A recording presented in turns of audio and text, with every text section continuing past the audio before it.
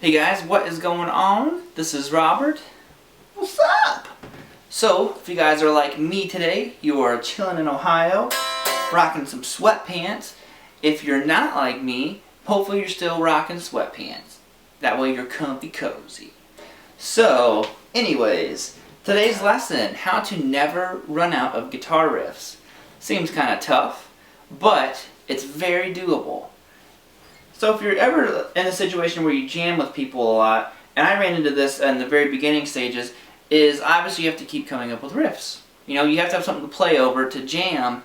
So, you know, if the other person happens to not be very good at coming up with the riffs, someone has to. You know, you can't just sit there and keep playing over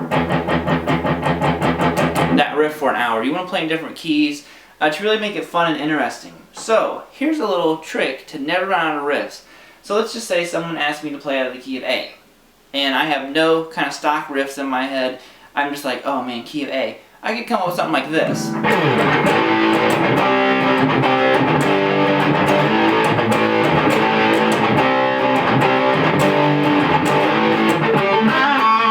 So I can kind of hear, you know, a solo that would come over that, and just kind of mess around with it. But let's just say they wanted to jam out of the key of B. Okay, I could just jump in.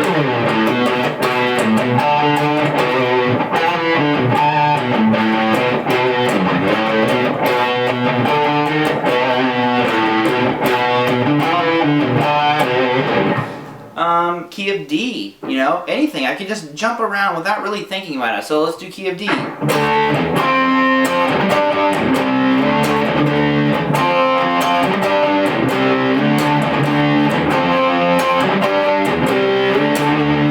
And let's even do key of G real quick.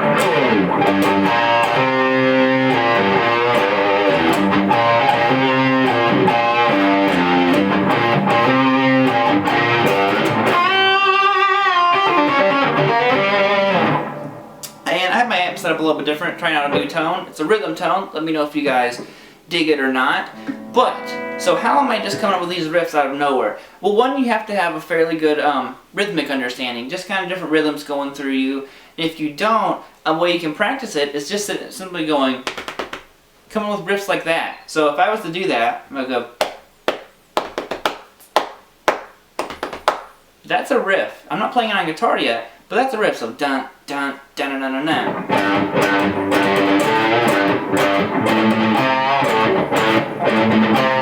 There we go. That's kind of like it. Dun, dun, dun, dun, dun. And you kind of mess around with it, and you come with these different rhythms. But how I know what notes to play, I call it the rock box, because there's so many riffs right now to this. And what you can do is whatever the key is. Say that we're working on the key of A, so that would be 5th fret on your low E string, which would be your A note. And if you're familiar with your pentatonic boxes, it's going to be really helpful here. So this would be A minor pentatonic. If you start on the 5th fret, which would be your root note, then you go to 8th fret, which would be a C, 5th fret on the A, which is a D, 7 on the A, which is an E, 5 on the D, which is a G, and you're back at your root note. So this is all I'm going to do with the pentatonic shape. But what you can do is base it off of that starting note. So that's an A note. So you can move that little shape that I just showed you around in all these different keys. But the trick isn't what I did, that little shape. That's just to kind of get you understanding how to jump around in keys. So we started on the 5th fret, which is our root note. So this is the important part. So if you go 2 frets behind it to the 3rd fret, this is the 2nd note of the rock box. Now if you move down a string to 3rd fret on the A string, this is the 3rd note, and then you go up to the 5th fret on the A string. So if you notice we went, or you could just go 3-5, 3-5, or 5-3, 5-3. That's our rock box. You can move it everywhere, and there's an endless supply of riffs there.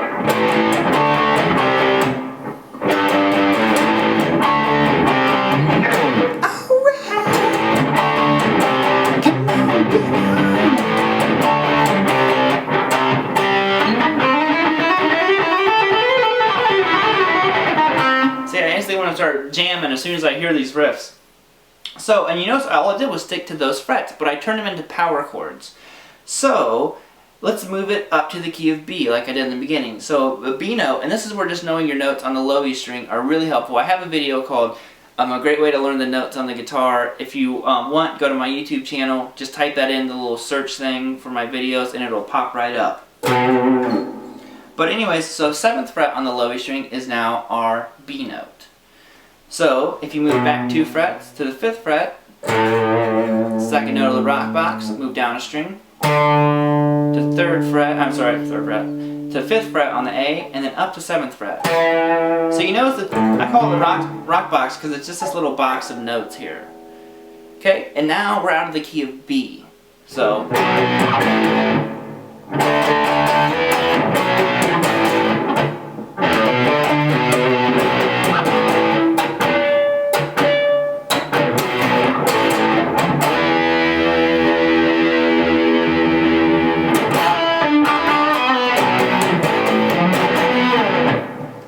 so that's the key of B. So this already, I hope that you can kind of see this now on your guitar. Boom, there's riffs everywhere. So if you're working on the key of E, move it around.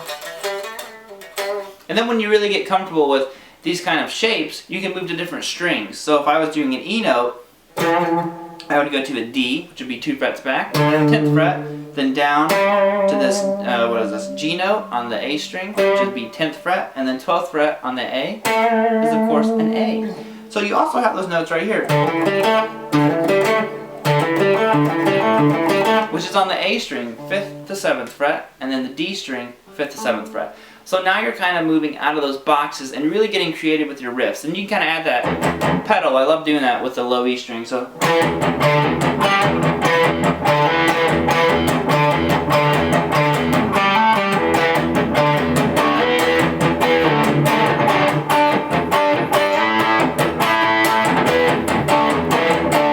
and then you can just, keep expanding your riffs. So that's how you can literally have an endless supply of riffs. The most important thing is just a strong rhythmic understanding and the ability, if I can speak, to adapt to rhythm changes and just be able to come up with stuff on the fly. So like I said, tap your foot, clap your hands, do whatever, but just sit down and start jamming. That's the most important thing, and this will really help you if you and your buddy are just starting to play guitar or something and you're kind of starting to get into the pentatonic-y boxes. I think this is perfect, and you will totally love jamming and never running out of riffs.